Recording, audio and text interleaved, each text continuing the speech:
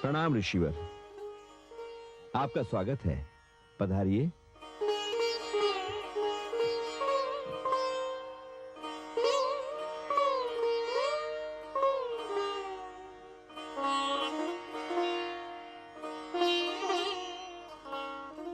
नारायण, प्रणाम देवी।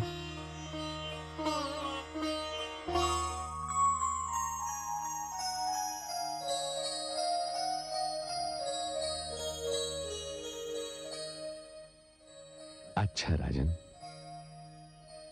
जैसी आपकी इच्छा ऋषिवर। चलिए। नारायण नारायण।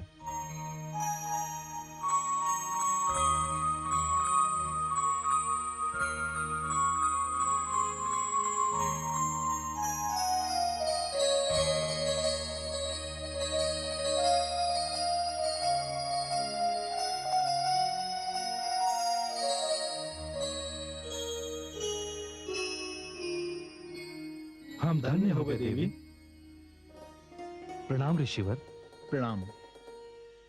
अब आज्ञा दे राजन। जैसी आपकी इच्छा। प्रणाम।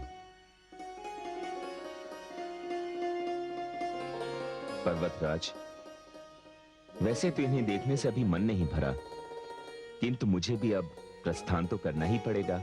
ये कैसे हो सकता है देवर्षि? अतिथि अपनी इच्छा से आ तो सकता है, किंतु जा नहीं सकता। मेरे राज्य में सर्वत्र उत्सव मनाया जाएगा। मेरी पुत्री का नामकरण संस्कार होगा। आपको मेरी विनती स्वीकार कर रुकना ही होगा देवर्षि। जैसी देवी भवानी की इच्छा। मुझे भी देखना है, मुझे भी देखना है, देखना है, मुझे भी देखना है। आओ पुत्री, देखो। माताश्री, इसका नाम क्या रखा है? पुत्री, अभी इसका नाम नहीं रखा। देवर्षि नारद, ये मेरी बड़ी पुत्री गंगा है। हे गंगे, जब तक इसका नामकरण संस्कार नहीं हो जाता, तुम इसे पार्वती कह सकती हो। ये लो, देवर्षि नारद ने तो उसका नामकरण संस्कार भी कर दिया। पार्वती। आह, कैसा सुंदर नाम है। क्यों न हो, पर्वत की पुत्री पार्वती ही तो कहलाएगी। पार्वती। महाराज की जय हो। महाराज की जय हो। प्रसिद्ध ज्योतिषी महर्षि भृगु के शिष्य आनंद वृद्धि आए हैं। सैनिक, उन्हें अंदर सम्मान पूर्वक बिठाइए। जो आज्ञा महाराज। देवर्षि नारद, मुझे आज्ञा दीजिए। पार्वती आपका नाम है। पार्वती आपका नाम है।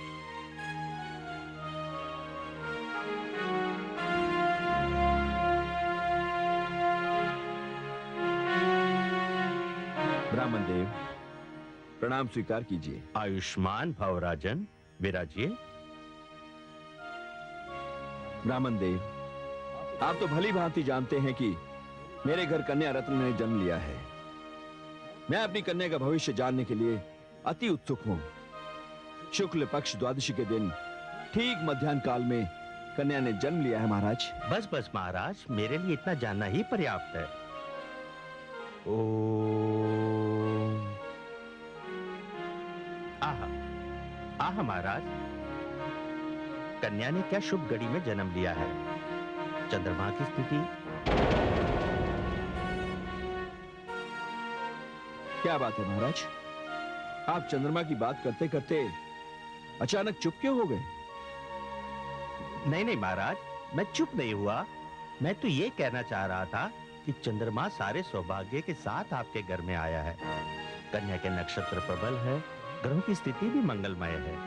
किंतु क्षमा करें महाराज, मुझे जन्म पत्रिका बनाने के लिए थोड़ा समय चाहिए। हे आनंद रिद्धि, आप जितना चाहे समय लीजिए, किंतु उसकी जन्म पत्रिका संपूर्ण होनी चाहिए। हाँ महाराज, जन्म पत्रिका के विषय में मैं आपसे क्या कहूँ। यूं समझिए कि आपके घर में साक्षात स्वयं भवानी ने जन्म लिया। सचमुच भूदेव? जी महाराज। महाराज, अब आज्ञा दीजिए, मैं 2 दिन के पश्चात जन्म पत्रिका लेकर स्वयं उपस्थित हो जाऊंगा। बहुत बहुत धन्यवाद ब्राह्मण देव। आयुष्मान भव। चलो शिष्य। स्वयं भवानी। गुरुदेव एक प्रश्न पूछूं? हाँ हाँ पूछो। गुरुदेव, गिरिराज कन्या की जन्म पत्रिका बनाते बनाते आपने रोक क्यों दी? क्योंकि संसार के एक महान प्रतापी असुर के जीवन की डोर इस जन्म पत्रिका से जुड़ी है। अर्थात गुरुदेव? हम वहीं जा रहे हैं शिष्य। गुरुदेव, हम जा कहाँ रहे हैं? हम वहां जा रहे हैं शिष्य जहां तुम्हारे प्रश्न का उत्तर है। कश्यप और दीति के पुत्र, असुर सम्राट देवराज इंद्र के भ्राता, महाशक्तिशाली प्रतापी महाराज तारकासुर के पास।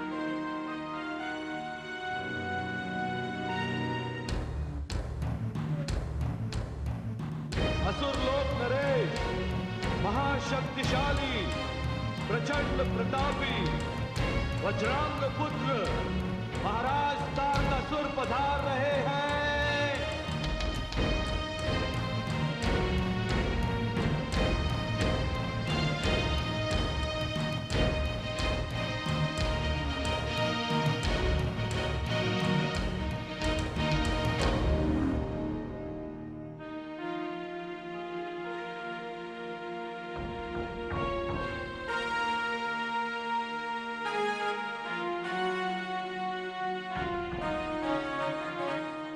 महाराज की जय हो। एक महान ज्योतिषी, भृगु संहिता के महान आचार्य पंडित आनंद वृद्धि आपसे मिलना चाहते हैं। उन्हें सम्मान पूर्वक ले आओ। जो आज्ञा महाराज।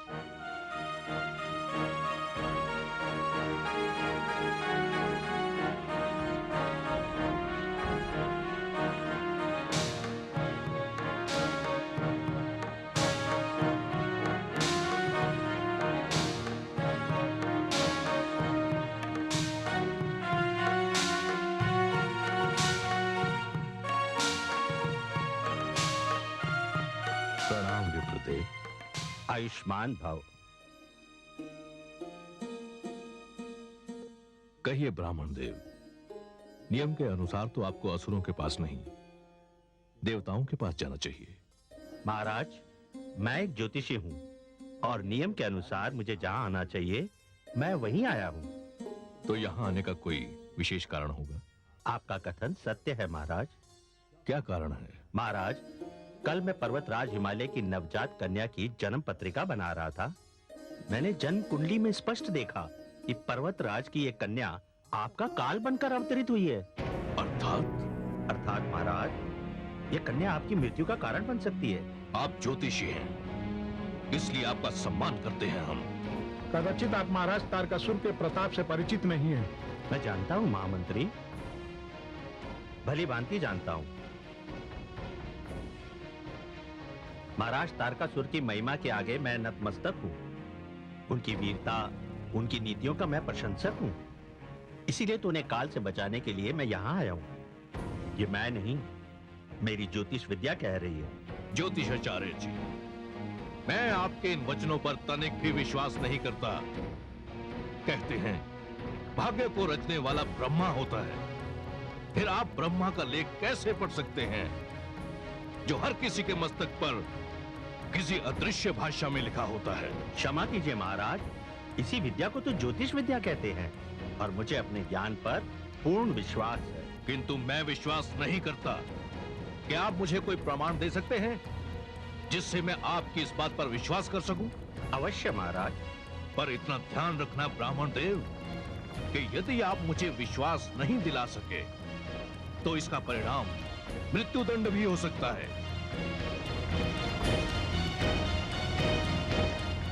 मुझे स्वीकार है महाराज। तो दीजिए प्रमाण। तो सुनिए महाराज, मैं अपने ज्योतिष ज्ञान के आधार पर आपको वो बात बताने जा रहा हूँ जिसे केवल आप जानते हैं और कोई नहीं।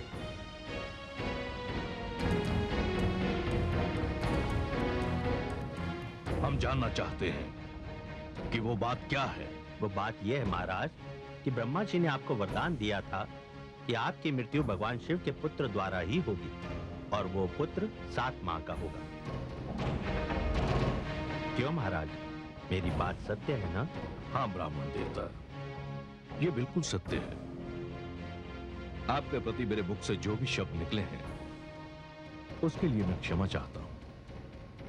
आप सचमुच विद्वान हैं, महान ज्योतिषी हैं। आपने जो कुछ भी कहा वो अक्षरशः सत्य है। ब्रह्मा जी ने मुझे यही वरदान दिया है कि शिव का 7 मास का पुत्र ही मुझे मार सकता है, किंतु सारा संसार यह भी जानता है कि सती के आत्मदाह के पश्चात भगवान शिव जिस प्रकार समाधि में लीन है, उन्हें इस स्थिति से बाहर निकालकर फिर से सांसारिक बनाना कठिन ही नहीं, असंभव है। और भगवान शिव के पुत्र तभी होगा ना जब वो पुनः विवाह करेंगे। महाराज, मेरा ज्योतिष ज्ञान ये कहता है कि पर्वतराज की पुत्री पार्वती ही भगवान शिव को इस स्थिति से बाहर लाएगी और उन्हें सांसारिक आकर्षण की प्रेरणा देगी।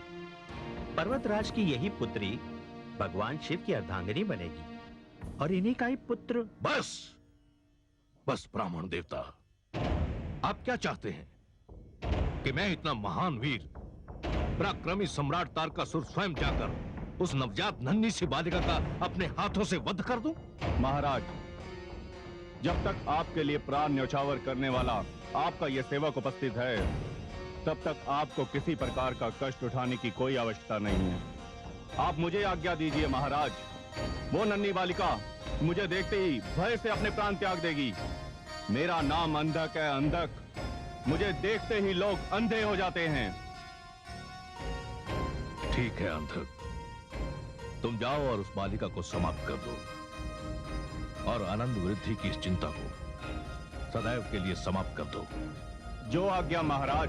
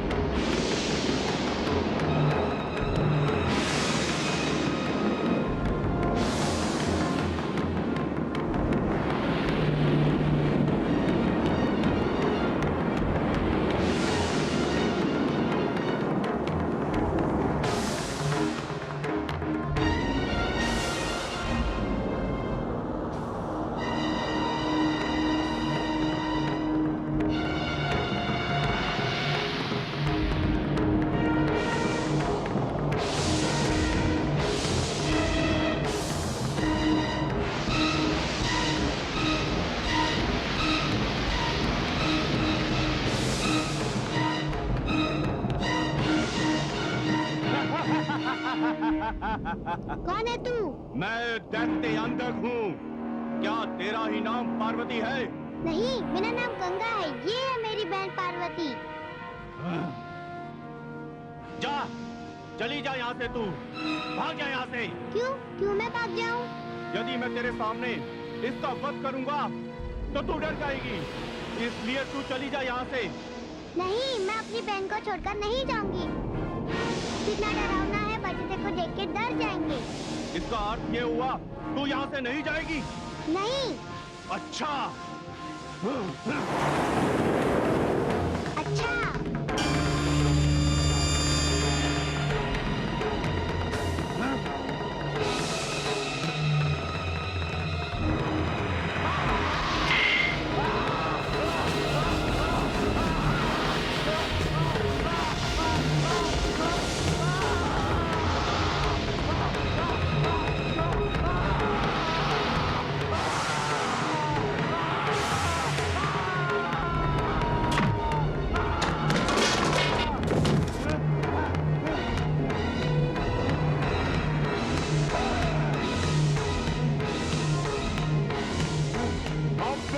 देखता हूँ।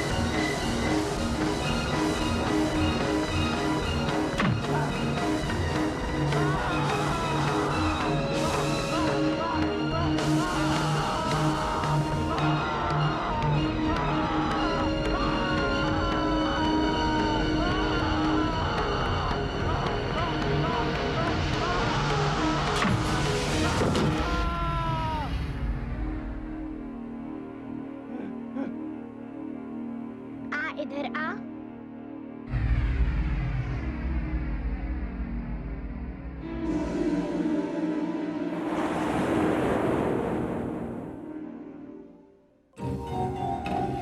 असुर लोक नरेश, महाशक्तिशाली, प्रचंड प्रतापी, वज्रांग पुत्र महाराज तारकासुर पधार रहे हैं।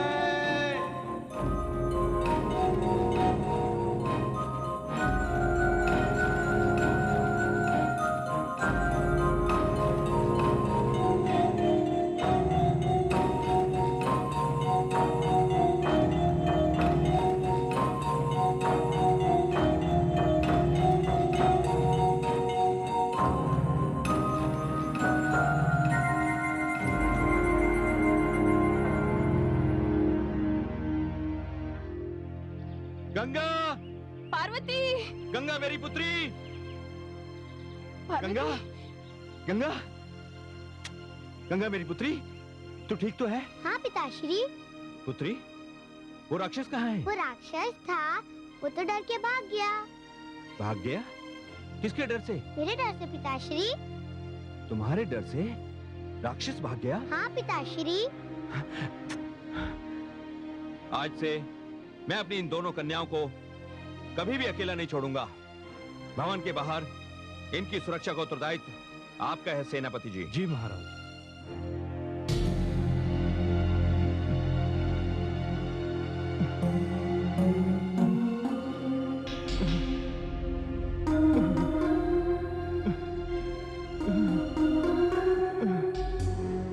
प्रणाम महाराज। ये क्या हुआ अंधक? उस कन्या का वध करने में तुम्हें इतनी चोटें आई अंधक? नहीं सेनापति जी, उस कन्या तक तो मैं पहुंच ही नहीं सका। क्या? हाँ सेनापति जी, उस कन्या के पालने के पास उसकी बड़ी बहन गंगा खड़ी थी। जब मैं उस कन्या का वध करने आगे बढ़ा तो पहले मुझे गंगा का सामना करना पड़ा और उसने मेरी सारी मायावी शक्तियों को समाप्त कर दिया महाराज। ये तुम क्या कह रहे हो अंधक? हाँ मैं सत्य कह रहा हूँ महाराज। वो मेरी ओर आगे बढ़ी तो ऐसा लगा जैसे कोई महासमुद्र मेरी ओर बढ़ रहा है और उस समुद्र ने मुझे इतनी दूर फेंका कि मैं एक वृक्ष से जा टकराया और आगे की जो दशा है वो आपके सामने है महाराज। नहीं, ये संभव नहीं। अंधक, इस पराजय का विलाप करने से अच्छा था कि यहाँ ना आकर तूने वही आत्महत्या कर ली होती। महाराज नहीं, मैं तो जैसे कायर का महाराज नहीं कहलाना चाहता।